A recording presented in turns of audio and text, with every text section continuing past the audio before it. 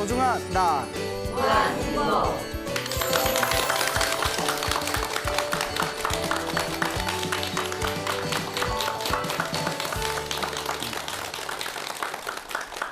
예, 새해가 시작됐습니다. 이제 새해를 맞이해서 우리 BTN을 애청해 주시는 불자 여러분들께서 지혜와 복덕이 가득하시고 하루하루 나날이 늘 좋은 날 되시기를 바랍니다. 앞으로도 BTN 많이 사랑해 주시고 시청해 주시기 바랍니다. 감사합니다.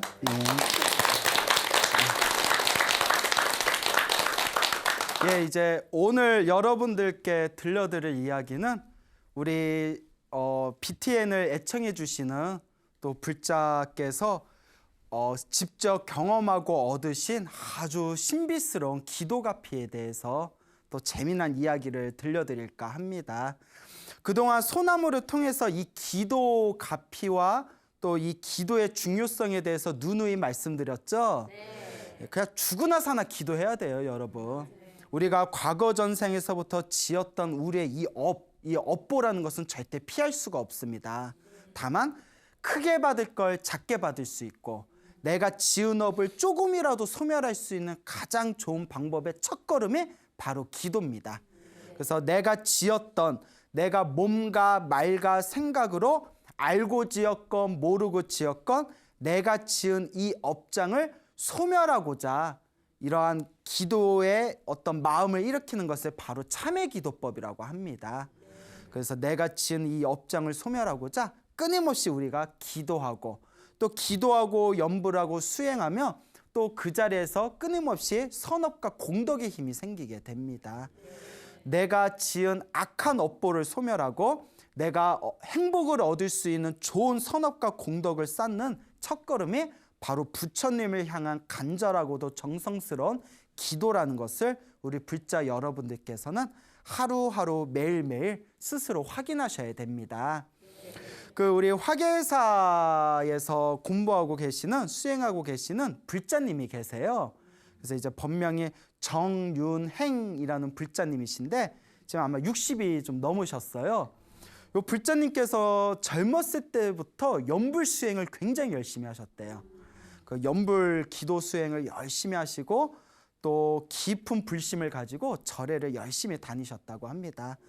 가만 이야기를 들어봤더니 그 연불 수행을 하면서 나름대로 또 깊은 맛을 보신 것 같더라고요. 아주 간절하고 정성스럽게 기도하면서 이 연불의 어떤 미묘한 맛도 좀 체험을 하신 것 같은데 이 불자님께서 약 7년 전쯤에 있었던 일이라고 합니다. 7년 전에 잠시 식당에 계셨는데 식당에서 일을 하고 계셨는데 잠시 이렇게 쉰다고 앉아 계시는데 펄펄 끓는 물 있잖아요. 펄펄 끓는 물이 실수로 등짝이 쏟아졌대요. 와, 너무 아파가지고 왁 비명을 질렀는데 그 펄펄 끓는 물이 등짝에 쫙 이렇게 쏟아져서 그러면 우리가 절에 다니는 것도 중요하지만 지혜가 좀 있어야 되는 게 화상 입으면 묻지도 말고 따지도 말고 찬물부터 부어야 돼요. 찬물. 무조건 찬물. 식혀야 된대요. 예, 뭐 염산이 묻었거나 뜨거운 물, 화상 기운 있으면 무조건 찬물에 하고 그리고 바로 119를 부른다든가 바로 병원에 가야 되잖아요. 주변에 있는 사람들도 놀래가지고 허둥지둥 하다가 아니 병원에 가든지 해야지 그 보살린 남편한테 전화를 건 거예요. 남편을 부른 거예요. 왜 남편을? 그러니까요. 그 시간에 어딜 가야 돼요? 예, 119를 부르든가 병원에 가든가 막 찬물 끼얹든가. 그 남편은 또 놀래가지고 그 남편이 또 남편 되신 분이 집에서 전화 받고 또 금슬이 좋았나 봐요. 예, 금슬 나빴으면 어머 어떡해요? 예, 부인 사모님이 등짝에 화상 입었어요 하면 금슬이 나쁜 남편은 뭐라고 해요? 병원에 가봐요. 왜 바쁜 사람한테 전화해요? 뭐 이럴 수도 있잖아요. 그렇죠. 예. 근데 부인이 등짝에 화상을 입었다니까 놀래가지고 그 자리에서 뛰쳐나오셨대요. 오는데 이미 20분이 걸린 거예요. 그리고 와가지고 차에 태고 또 병원 갔는데도 시간 걸리잖아요. 그래서 내가 그 얘기 듣고도 내가 답답해가지고 예. 누가 그렇게 그러셔서 그래서 이제 너무 답답해가지고 그런데 이제 병원에 갔는데 너무 아파서 비명소리가 나오더래요. 너무 아파가지고 막 비명을 지르다가 너무 아프니까 연부를 하셨대요. 그러니까 이를 악물고 막 연부를 하셨는데 연부를 하니까 그 통증이 가라앉는 느낌이 들더래요. 진짜. 근데 제가 그러잖아요. 기도할 때 위급할 때 기도하는 게 힘이 더 세다고 했잖아요. 위급할 때는 아무 생각 안 들거든요. 오로지 일념, 한 생각. 그래서 이렇게 차 안에서 막 너무 아파서 비명을 지르다가 연부를 했더니 막 통증이 좀 가라앉는 느낌이 들더래요. 그래서 이제 병원에 가서 응급치료를 받았어요. 막 응급치료를 받은 뒤에 새벽 1시에 집에 왔대요. 새벽 1시에 집에 왔는데 또 난리가 난 거예요. 집에 문을 열었는데 집안에 연기가 모락모락 나는 거예요. 웬일인가 했더니 남편이 냄비에다 물을 올려놓고 놀래서 뛰쳐나와가지고 새벽 1시에 들어왔는데 집안에 연기가 모락모락 나가지고 냄비에 불이 붙기 직전이었대요. 냄비를 엄청 튼튼하게 만들었나 봐. 좀 약하게 만들었으면 그 불 확 붙잖아요. 또 조금만 늦었으면 큰일 날 뻔했대요. 그래서 또 가서 그걸 껐어요. 그래서 그 무사히 넘어갔는데 이제 화상센터에서 치료를 받았대요. 의사 선생님이 너무 심각하다고 치료를 이식 수술도 고려해봐야 됩니다 그랬대요. 그 정도로. 예, 그러니까 제때 이제 처음에 이제 이걸 화상 입었을 때 초동 대처를 잘못했던 거예요. 그래서 이식 수술도 고려해봐야 됩니다 해서 예 알겠습니다 했는데 희한한 게 화상을 심하게 입으면 진통제 센 걸 준대요. 너무 아프기 때문에. 그분이 이제 화상을 입고 나서 계속 연부를 했는데 첫날 이후로 아프지가 않더래요. 그래서 주변 사람도 안 아파? 안 아파. 그 뭐 신경이 끊어졌나? 아프지가 않더래요. 그리고 굉장히 빨리 호전을 했대요. 빨리 났더니 점점 빨리 아물더니 의사가 보다가 빨리 낫는다고 좋습니다 하더니 나중에 그 흉터가 점점 지금 흉터를 찾아보기 힘들 정도로 흉터가 사라졌대. 의사도 놀래가지고 나 이런 경우 처음 본다고. 그래서 자기가 통증도 안 느껴지고 그리고 이식 수술을 할 정도로 심각한 상황이었는데 근데 흉터도 거의 남지 않을 정도로 빨리 이제 상처가 아물게 된 게 아무리 생각해도 연불수행을 열심히 한 것 같다고 그런 이야기를 하시더라고요. 그래서 제가 너무 대단하시다. 그 두 번째는 이제 4년 전에 있었던 일이래요. 4년 전에 남편은 어느 날 집에서 자꾸 이렇게 갑자기 가슴이 이렇게 막 움켜쥐더니 막 답답하다고 심장이 답답하다고 하면서 막 가슴을 움켜쥐면서 막 괴로워하면서 쓰러지신 거예요. 너무 놀래가지고 일단 동네에 있는 큰 병원에 갔대요. 동네 병원에 갔는데 의사 선생님이 보더니 빨리 큰 병원 가보시라고. 그래서 대형 병원에 다시 갔대요. 근데 의사 선생님이 또 보더니 큰 대형 병원에 갔는데 보더니 빨리 수술 받으십시다. 막 재촉을 하더래요. 뭐 골든타임 1시간 남았다고 심각하다고 빨리 수술 받으시다고 이제 재촉을 해서 이제 대형 응급실에 이제 대형 수술을 받았답니다. 이제 가슴을 쪼개가지고 심장 이제 큰 수술을 받았는데 긴 수술을 마치고 나서 의사 선생님이 우리 이제 드라마 보면 그런 거 나오잖아요. 선생님 어떻게 뭐 이러면 잘 됐습니다 뭐 이런 거 나오잖아요. 근데 의사 선생님이 최선의 노력은 했습니다. 나머지는 지켜봐야 됩니다. 그리고 이런 얘기를 하더래요. 확률상 수술이 잘 돼서 의식이 깨어나셔도 대부분이 반신불수가 됩니다. 그러니까 그거는 차후에 계속 물리치료를 받든 꾸준히 재활치료를 받아야 됩니다. 딱 그러더래요. 이거는 수술이 잘 돼도 보통 반신불수가 되는 케이스래요. 그 정도 이제 큰 그 질환이었나 봐요. 그래서 이 보살님이 이제 그 중환자실 있잖아요. 7일 동안 중환자실에 이제 남편을 이제 입원을 해놓고 그 큰 병원에는 법당이 하나씩 있대요. 대형 병원에는 7일 동안 나 그 보살님이 진짜 대단하시더라고요. 우리도 이제 만약에 결혼하면 그런 분을 만나야 돼.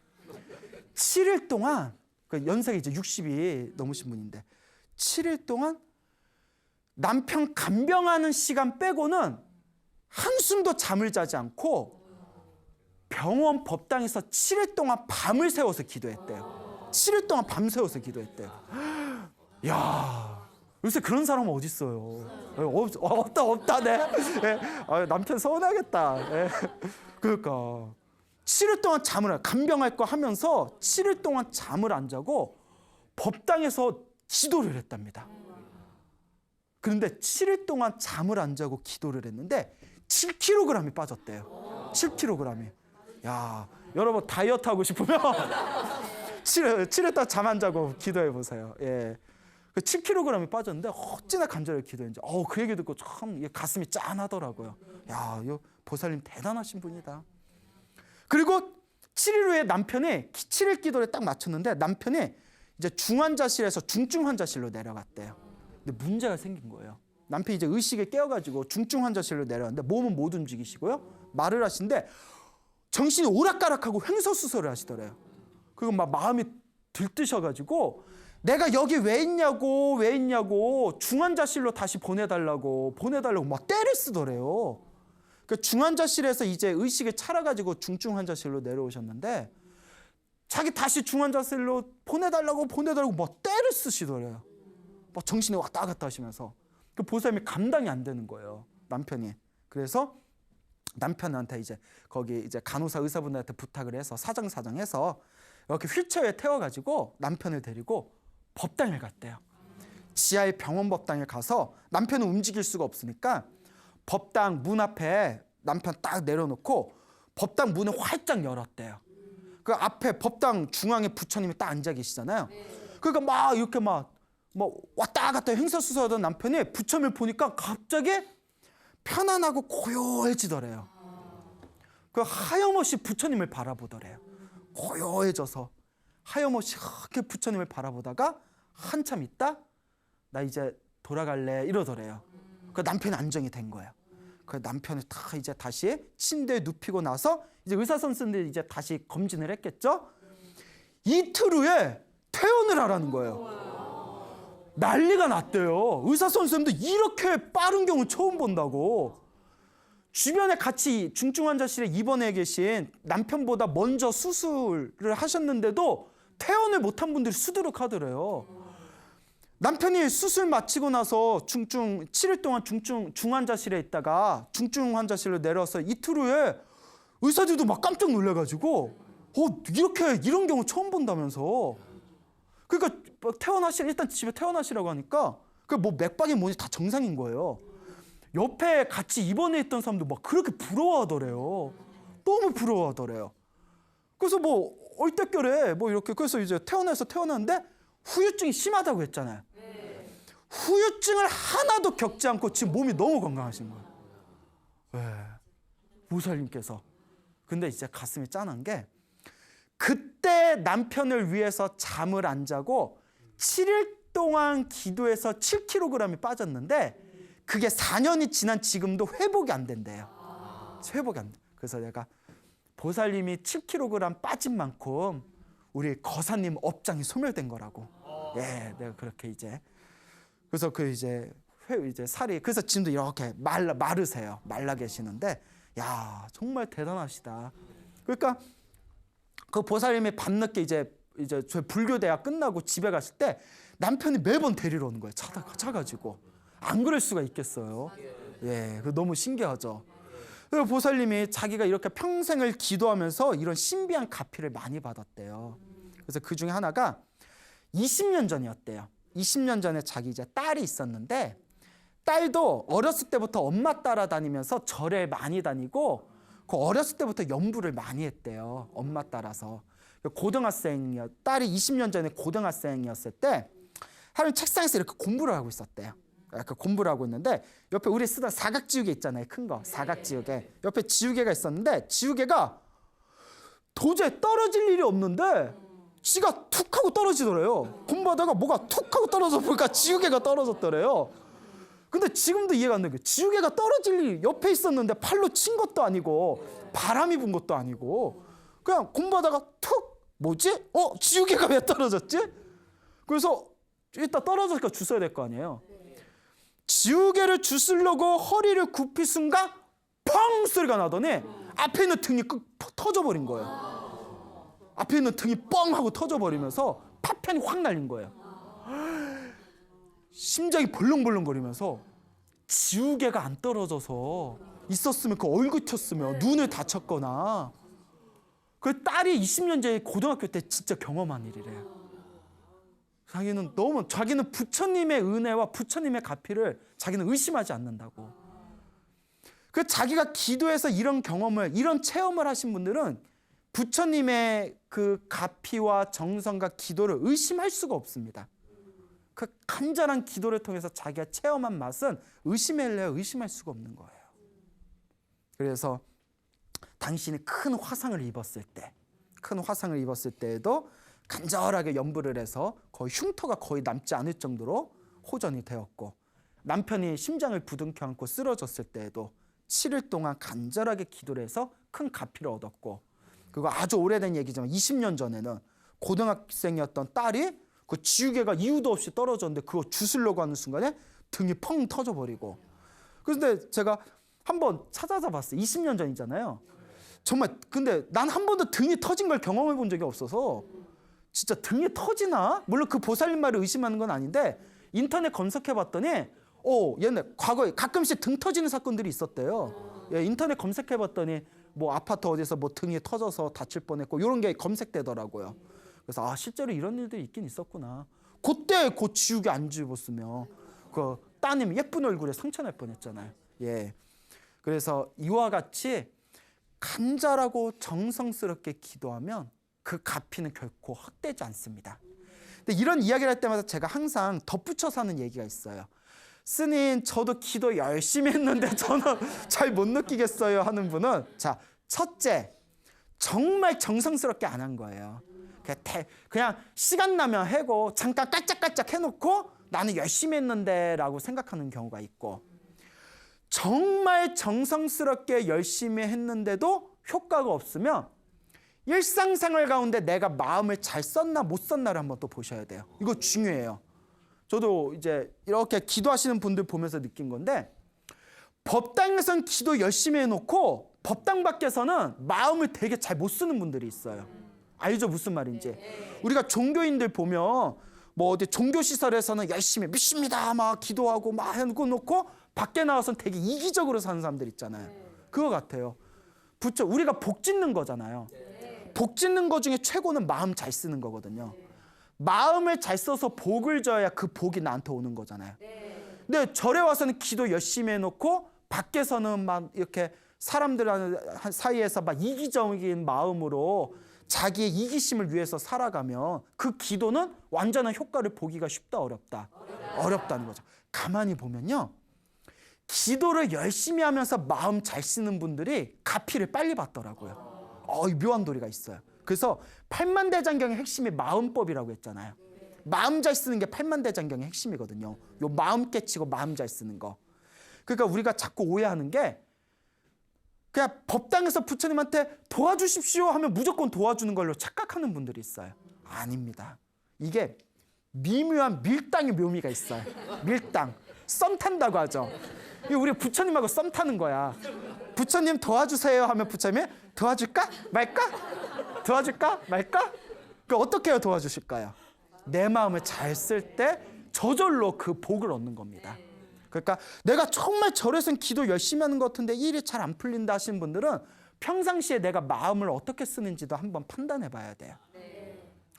세 번째 이제 중요한 게 있어요. 세 번째 중요한 거. 정말 기도도 열심히 정성스럽게 열심히 하고 있고 마음도 잘 썼는데도 나쁜 일이 생기거나 안 좋은 일이 생기는 거는, 이거는 딱 경전의 정답이 나옵니다. 크게 받을 업보를 작게 받고 있는 거라고. 업장소멸을 하고 있는 겁니다. 선생님, 저 정말 기도 열심히 했는데 저는 몇 년 동안 기도해도 좋은 일이 하나도 안 생겼어요 하는 분들은 나쁜 일이 생길 걸 그나마 기도해서 그 정도로 끝난 거라고. 경전을 보다 보면 그런 내용들이 나와요. 예, 그러니까 내가 기도한 공덕은 헛되지 않습니다. 간절하게 기도하면 분명히 가피가 있습니다. 저하고 친하게 지내는 어느 불자님도 하시는 말씀이, 스님 말씀처럼 기도를 열심히 했더니 몇 년 열심히 기도했더니 뭐 로또가 당첨된다거나 뭐 사업이 대박이 난다거나 엄청나게 좋은 일이 생기는 건 없지만 마음이 편안하고 알게 모르게 주변 일이 편안하게 풀린대요.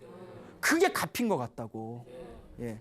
뭐 로또 대박 나고 뭐 사업 대박 나는 거는 그건 또 전생에 지은 자기 제복이 있어야 돼요. 그것도 자기 제복이 있어야 됩니다. 평생 기도 한 번 안 했는데도 로또 터진 사람들 있잖아요. 그건 전생에 지어놓은 게 있는 거예요. 만약에 기도 열심히 해서 로또 터지면 나 벌써 한 3번은 터졌겠다. 아, 나도 기도 얼마나 열심히 했는데요. 예? 근데 내 스님이 내가 막 관세음보살 만약에 기도를 했대. 관세음보살 하면서 관세음보살 로또보살 로또보살 이러면 돼요, 안 돼요? 안 되잖아요. 될 일도 안 돼요. 욕심으로 기도하면. 예. 다 내 복대로 살더라고. 로또보살 괜찮다. 예. 하여튼 다 복대로 사는 거예요.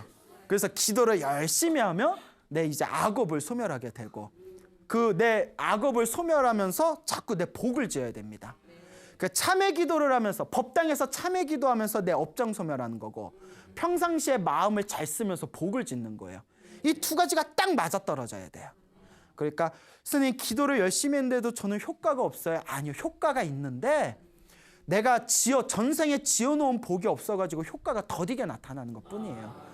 지금 잘 닦아놓으면 다음 생에라도 다 받아갑니다. 그러니까 당장 일희일비하지 마시고 소원이 이루어지네 안 이루어지네 그런 것도 다 놓아버리고 꾸준하게 기도하고 복 지으시면 돼요. 가끔 상담 오면 가장 이제 받기 싫은 상담 중에 하나가, 스님 하면 될까요? 아, 내가 어떻게 알아? 그래서 제가 항상 드리는 말씀이 있어요. 된다 안 된다도 생각하지 말아라. 다 인과 업보다 내가 지은 대로 돌아오니까 되니 안 되니도, 왜냐하면 되니 안 되니 따지면 자꾸 욕심이 일어나요. 왜 안 도와주지? 왜 안 도와주지? 다 개뻥이잖아. 막 이런 생각이 든다고요. 사람이 자꾸 그런 이익 쪽에 빠져들면, 진정한 기도는 마음이 편안해지는 거. 마음이 편안해지고 기도하고 복을 지으면 원하지 않아도 복이 들어옵니다. 이게 불법의 중요한 핵심이라는 걸 좀 이해해 주셨으면 좋겠습니다. 예, 알겠죠? 그래서 진정한 기도는 욕심 없이 기도해야 된다. 기도를 마치고 나서 부처님께 소원을 빌 때에도 되든 안 되든 뭐 소원을 빌 때 그 집착하는 마음은 없어야 돼요. 예, 그래서 내 복은 반드시 나에게 돌아온다라는 걸 명심하시길 바랍니다. 그래서 이와 같은 이 신비한 기도의 값이라는 게 분명히 있습니다. 그래서 며칠 전에 소나무의 애청자이신 우리 어느 스님께서 당신이 너무나 신비한 불보살님의 가피를 체험을 하고 경험을 하셨다고, 이걸 제발 불자분들에게 널리 좀 전해달라고 직접 연락이 오셨어요. 이 얘기를 듣고 내가 얼마나 신심이 나는지, 내가 그 스님 말을 못 믿는 건 아니지만 나도 너무 신기해서, 아 진짜입니까 스님? 그 스님께서 같이 중들끼리 거짓말 하겠습니까? 아 진짜입니다. 너무 신기해가지고. 네? 그래서 네, 그 스님한테 스님 정말 대단하십니다. 궁금하시죠? 네. 궁금하시죠? 네. 500원. 자, 그래서 네, 그 스님이 경상도 쪽에 계시던 스님이신데, 경상도 쪽에 그 스님이 이제 개인적인 이제 법명하고 사차 이름은 대지 말아달래요. 당신 그냥 조용히 기도하는 스님이고, 당신의 이름을 이렇게 사람들에게 전하기 위해서 하는 얘기 아니라 정말 불보살의 가피가 있다는 걸 체험해서 우리 신자 불자분들끼리 기도 열심히 하시라는 뜻에서 이제 저에게 해주신 이야기라면서 당신의 개인 신상은 밝히지 말아달라고 신신당부를 하셨어요. 그래서 이제 양해 바라고요. 요 스님께서 경상도 쪽에 계시는 분인데 2003년도가 되었을 때, 2003년도면 거의 한 15년 전이죠. 2003년도가 딱 됐을 때 갑자기 자기가 올해 죽을 것 같다는 느낌이 들더래요. 자기가 자꾸 올해 죽을 것 같다. 내가 올해 죽을 것 같아. 올해 한 번도 그런 생각해 본 적이 없었대요. 근데 갑자기 요 가슴 밑바닥에서 내가 올해 죽을 것 같아. 내가 올해 명예 닿을 것 같아. 내가 올해 저승 갈 것 같아. 이런 생각이 들더래요. 그래서 그 생각이 내가 왜 이러지? 내가 왜 이런 생각이 들지? 왜 이러지 하다가 자기가 죽을 것 같다라는 강박관념이, 그 강박장애가 6개월 동안 지속되더래요. 그러니까 돌아버리겠더래요. 여러분도 6개월 동안 나 죽을 것 같아 라는 생각 들어보세요. 정말 사람 정신이 피폐해지죠. 6개월 동안 자기가 죽을 것 같다라는 그런 편집증적인 감박장애가 생기니까 스님이 미쳐버리는 것 같아서 이대로 안 되겠다. 정답은 부처님께 있다.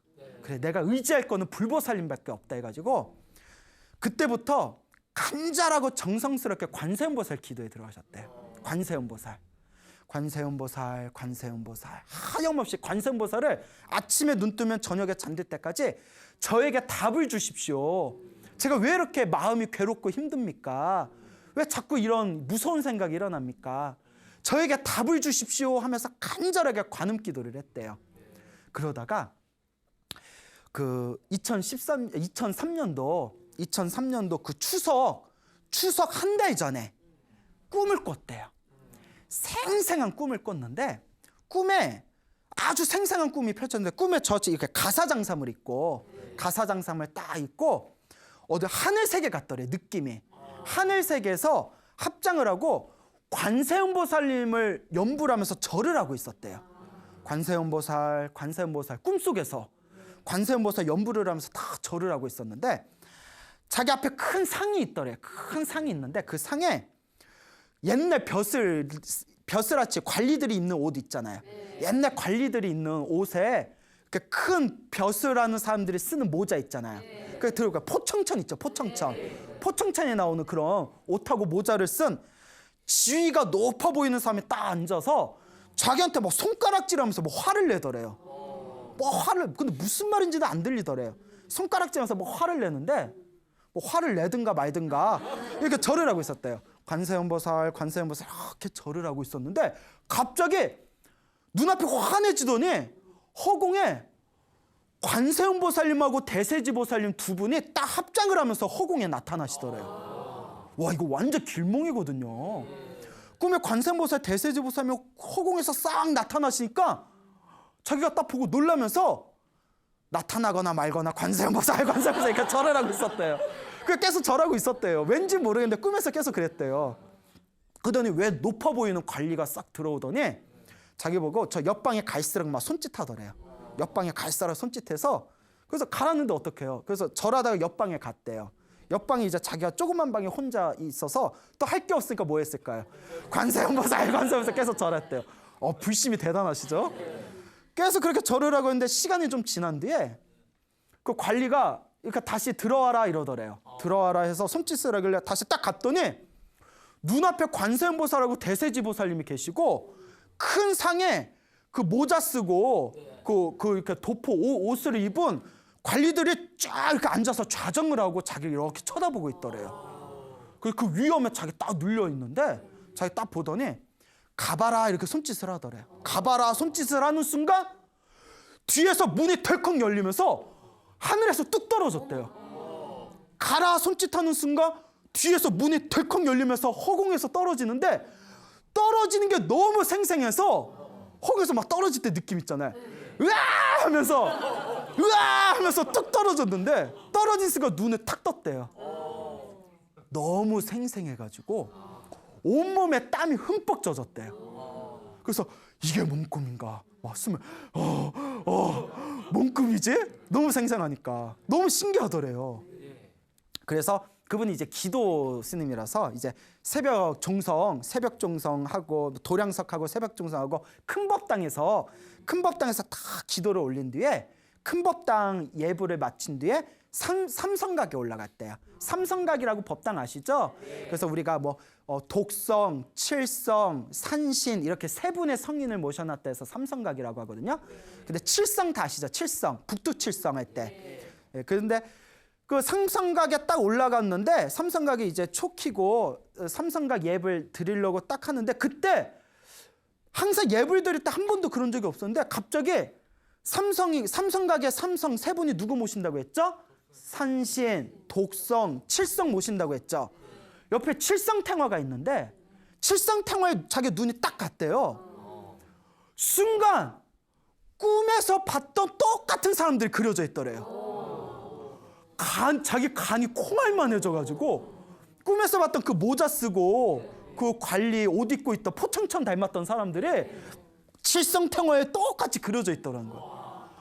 너무 놀라서 간이 콩알만해진 느낌이에요. 야, 대박 대박. 그래서 이거 뭔 일일까. 그리고 추석 한 달 전에 꿈이었다고 했잖아요. 그리고 2003년도 추석 그 다음 날 태풍이 불었어요. 그때 어마어마한 태풍이 불어서 막 마을 하나가 사라지고 그랬잖아요. 스님이 잠을 자는데 그날따라 막 비바람이 몰아치더래요. 꽝꽝꽝꽝 하고 비바람 몰아쳐. 이거 심상치 않다는데 밤에 이렇게 자고 있는데 지붕이 날아갔대요. 지붕에 뻥 하고 날아갔는데 막 비가 쏟아지더래요. 얼굴에 비가 막 쏟아지니까 뭐야 하고 있는데 깨가지고 뭐야 하는데 여러분 장판이 밀리더래요. 장판이 몸이 미끄러진 게 아니라 장판이 밀리더래요. 그래서 장판이 밀려서 뭐지? 집이 밀리는 거예요. 산사태가 나가지고 장판이 밀려서 장판이 막 밀리니까 이거 뭐지? 그 집이 밀리는 거예요. 뭐지 하는 순간 꽝 거리면서 벽이 무너지면서 흙더미 토사가 산사태가 완전히 그 집을 밀어버려가지고 스님이 휩쓸려 나갔대요. 토사 진흙탕에 몸이 휩쓸려서 그냥 산사태가 나가지고 쫙 밀려 나가는데 순간 스님이 아무것도 생각 안 나더래요. 오직 하나. 야, 진짜 대단하더라고요. 딱 합장을 하고 산사태에 몸이 확 휩쓸려서 막 밑으로 막 휩쓸려 나가는데 딱 합장을 하고 오직 관세음보살만 보여요. 아무것도 생각 안 나고 관세음보살만. 그 목이 터져라 그냥 관세음보살만 외쳤대요. 외치고 있는데 순간 아직도 너무 껌껌하고 어두우니까 막 빗물에 막 계곡에서 흘러나온 계곡물에 산사태가 나서 그 토사와 진흙탕이 완전히 몸이 묻혀가지고 그분 말씀이 벽이 무너져서 막 산사태가 몸을 휩쓰고 나가는데 이거는 경험해보지 못하는 모르는 불도저가 거기서 뭐 빠져나오고 할 수가 없대요. 불도저에 몸이 완전히 밀려나간 느낌이래요. 그때 돌인지 나무인지 모르겠는데 엄청 단단한 무언가에 머리가 부딪혀서 목이 꺾여버렸대요. 아직도 기억난대요. 머리가 꽝 하고 부딪혀서 목이 확 꺾여버렸대요. 그때도 정신을 잃지 않고 합장하고 관세음보살 불렀대요. 진흙탕이 휘슬려서 막 밑으로 막 떠내려가면서 관세음보살 막 외치면서 막 떠내려가면서 자기 기억으로는 1시간 정도 떠내려간 것 같대요. 1시간 정도. 1시간 정도 완전히 진흙탕에 묻혀서 떠내려갔는데 관세음보살님의 가피에 대해서 이렇게 서술에 나온 관세음보살 보문품이라는 책이 있어요. 관세음보살 보문품이라는 이제 줄여서 관음경이라고 하는데 관음경에 보면 이런 내용이 나와요. 물에 홍수가 나서 큰 물에 휩쓸리더라도 관세음보살님을 정성껏 간절히 부르며 얕은 곳으로 떠내려가게 될 것이며라는 내용이 나오거든요. 그러니까 시간상 뭐 시계를 못 봤으니까 정확한 시간은 모르겠는데 체감상 1시간 정도에 떠내려간 것 같은데 정신을 이렇게 차려봤더니 얕은 데로 떨어져 있더래요. 그래서 막 관세음보 몸이 비틀비틀 일어나서 이제 절에 가야 되니까 엉금엉금 기어서 대충 자기 이렇게 거리 감각으로 기억을 더듬어서 막 바위니 나무니 흙이니 다 이렇게 부셔진 데를 엉금엉금 기어서 관세음보살 부르면서 절로 올라갔대요. 근데 신기한 게 그때 올라가도 굉장히 위험한 상황이었는데도 다치질 않고 무사히 갔대요. 가면서 관세음보살 그냥 엉엉 울다시피 관세음보살 부르면서 다 갔는데 한참을 가서 하여튼 절에 도착을 했는데 그 큰 산과 절 옆에 있는 언덕이 완전히 무너져 버렸대요. 산 자체가 완전히 박살이 나가지고 절이 다 휩쓸린 거예요. 자기가 거기서 살아남은 거예요. 근데 여러분 이게 상식적으로 이게 말이 안 된대요. 흙에 휩쓸려서 내려가면 몸이 돌이나 모에 계속 부딪히면서 몸이 찢겨서 부셔진대요. 사실 지금 한 얘기가 상식적으로 이게 말이 안 되는 얘기래요. 1시간을 휩쓸려 갔는데 쌤 또 머리에 막 부딪혔다고 그랬잖아요. 목이 꺾이고. 사람의 몸이 하다못해 사람이 물에 휩쓸려서 떠내려가도 중간중간 돌에 부딪히면서 사람의 몸이 찢겨나간대요. 하물며 흙으로 돼 있는 진흙탕과 토사에 묻혀서 1시간에 떠내려갔는데 이거는 살 수가 없대요. 근데 스님은 살았잖아요. 그 다음날 읍내 병원에 갔대요. 병원에 갔는데 CT 촬영까지 다 했는데 몸에서 구멍이랑 구멍에서 흙이 다 나오더래요. 구멍이랑 구멍에서 흙이 다 나오는데 CT 촬영까지 정밀하게 다 촬영을 했는데 다친 데가 하나도 없대요. 병원에서 그냥 가서 쉬시라고. 다친 데가 하나도 없다라는 거예요. 그러니까 이 얘기를 들으면 나도 얼마나 놀랐겠어요. 스님 말을 못 믿는 게 아니라 진짜입니까? 아니 중대끼리 거짓말 하겠습니까? 그러면서 진짜입니다 스님. 그 구수한 사투리로 스님 내가 진짜 경험한 겁니다. 근데 목소리 들으면 딱 알잖아요. 그러면서 왔는데 이분이 그때서 이해가 간 거예요. 자기가 올해 목숨이 올해 당신이 이제 이 세상을 떠날 운이었던 건데 그래서 2003년도가 내가 자꾸 죽을 것 같다는 생각이 든 거였어요. 그런데 여러분 꿈에서 그때 사건이 터지기 한 달 전에 꿈에서 그 북두칠성 칠성탱화에 있는 분하고 똑같은 분 만났다고 했잖아요. 여러분 북두칠성에 맡고 있는 그 힘 중에 하나가 수명장수잖아요. 우리 흔히 사주팔자에 단명살이 있다 하면 칠성기도 올리고 막 그런 얘기 있잖아요. 물론 저는 부처님한테 기도하는 게 최고다라고 얘기를 하지만 옛날 민간신앙 그런 게 있어요. 북두칠성 7분의 신선들이 한 분은 학문을 담당하고 그리고 그 한 분은 수명을 담당하고 또 한 분은 재물을 담당하고 인간사 7가지를 담당하시는 신선들이다 해서 북두칠성 신앙이 옛날부터 있었거든요. 그 꿈에서 북두칠성 만나고 관세음보살 대세지보살 만난 게 자기가 열심히 불보살님한테 기도해서 내 수명이 늘어났다는 그런 꿈의 예지몽이었구나. 그때 다 이해가 되더래요. 그래서 자기가 이번 올해 죽을 운이었는데 간절하게 관음 기도를 해가지고 내 명이 늘어난 거였구나. 그러면서 이분이 나는 이번 생에 죽을 운이었는데 내가 불보살님 때문에 살았구나. 그리고 이분이 딱 너무나 이 불보살님한테 너무나 감사한 마음이 들어서 나는 이제부터 평생 부처님 은혜 갚으면서 살아야 되겠다. 그래서 이분이 하시는 말씀이 스님께서 실은 출가하고 나서 마음을 못 잡아서 환속할 생각까지 있었대요. 그냥 머리 기르고 환속을 할까 하다가 부처님 때문에 살아났잖아요. 자기는 이미 한 번 죽은 거고 이번 생에 다시 한 번 태어난 거다. 이번 생 오직 부처님한테 은혜 갚는 마음으로 내가 산다. 그래서 지금 열심히 기도하고 이분 재미난 얘기를 하시는 거예요. 당신이 솔직히 부끄러운데 전생의 업보가 참 두꺼웠는지 이번 생 머리가 엄청 우둔했대요 자기가. 그래서 우리 천수경 있잖아요. 스님들이 외우는 독경할 때 천수경이 있는데 출가하고 3년이 지났는데도 천수경을 못 외웠대요. 천수경 신묘장구 다란이를 못 외웠대요. 보통 빨리 외우면 우리가 행자 때 빨리 외우면 7일 만에 외우고 머리가 그냥 평범한 사람도 15일이면 보름이면 외우고 머리가 좀 둔한 분도 한 달이면 외우거든요. 바짝 외우면 3년 동안 외우지 못했대요. 도반승들한테 얼마나 창피한지. 그런데 기적이 일어난 거예요. 그때 머리를 꽝 부딪히고 나서 그분이 그러세요. 머리를 부딪혀서 목이 꺾이고 나서 기억력이 엄청 좋아지셨대요. 자기가 너무 신기하다는 거예요. 그래서 지금 뉴스나 신문이나 그렇게 세속과 관련된 바깥 일은 기억이 잘 안 나는데 부처님 가르침하고 관계된 경전이나 부처님 말씀은 너무 기억이 잘 된다는 거예요. 그때 떠내려가면서 머리가 부딪혀서. 그래서 자기도 너무 신기하다고. 그래서 이 스님께서 자기는 이제 오직 부처님 은혜 갖는 마음으로 지금 법화경을 수행하면서 법화행자로서 지금 이 수행의 길을 걷고 계시다고. 왜냐하면 그 금방 말한 관세음보살 보문품 있죠. 관세음보살 보문품이 법화경이라는 책 안에 있는 거예요. 그래서 28품이거든요. 법화경 28품 중에 하나가 관세음보살 보문품이에요.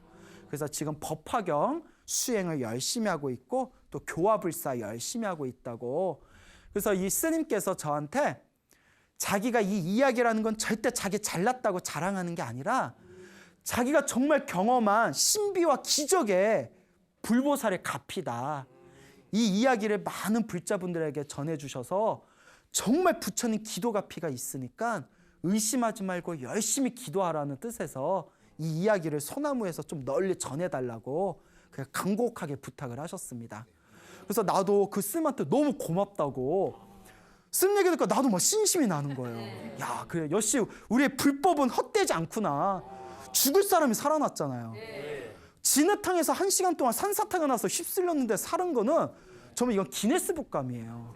그 옛날 어느 탐사대가 이렇게 산맥을 올라가다가 절벽에서 떨어진 적이 있었대요. 근데 어떻게 살았냐면 절벽에서 떨어졌을 때 바람, 회오리가 불어가지고 절벽에서 떨어져다가 회오리를 타고 올라와서 절벽에서 살아났다라는 실화가 있어요. 이거는 정말 기적 중에 기적이죠. 예. 근데 이 스님도 그런 기적 못지않은 엄청난 가피를 받으신 겁니다. 그래서 제가 아직 제가 이미 오래전부터 제가 자주 받는 상담이 있다. 스님, 무슨 기도를 해야 됩니까? 그래서 제가 이제 그런 질문 하지 말아라. 그래서 제가 방송에서 여러 번 얘기했잖아요. 관음 기도를 하든 지장 기도를 하든 금강경을 하든 법화경을 하든 어떤 기도를 하든 하나로 통한다. 누누이 말씀드렸잖아요. 오늘 또 전화 왔어. 오늘 무슨 기도하면 좋니? 내가 그래서 그래서 또 이제 녹음 테이프처럼 무슨 기도를 하든 하나로 통했더니 그래서 다 부탁이 있는 게 저한테 상담하는 건 좋은데 광우스님하고 상담하기 전에 소나무가 140회까지 지금 됐거든요. 좀 끝까지 다 보고 상담했으면 좋겠어요. 이미 소나무 140회 다 이야기해 놨거든요. 광우스님 잘생긴 얼굴을 실물로 꼭 보고 싶습니다. 이런 게 아니면 그냥 기도법에 대해서 상담받고 싶으신 분들은 소나무에 다 이야기해 놨으니까 관음 기도라든 지장 기도를 하든 무슨 기도를 하든 하나로 밀고 가면 불보살의 에너지는 똑같습니다. 금방 얘기하신 그 스님이 관음 기도를 해서 가피를 받았지만 지장 기도에서도 효과 보셨을 거예요. 무슨 기도를 하든 하나로 다 통하니까 절대 불보살님의 가피에 대해서 의심하지 마시고 한번 간절하게 정성스럽게 마음을 잘 쓰면서 기도해 보시기 바랍니다. 내가 기도한 공덕과 가피는 반드시 불보살님의 에너지와 나와 함께하고 있음을 믿으시길 바랍니다. 알겠죠? 네. 여러분, 행복해지고 싶습니까? 네. 행복한 삶을 창조하고 싶습니까? 네. 복을 지으십시오. 선업을 지으십시오. 공덕을 쌓으십시오. 복과 선업과 공덕의 힘이 여러분들을 진정한 행복의 길로 이끌어 줄 것입니다. 오늘 여기서 마치겠습니다. 소중한 나 무한 행복.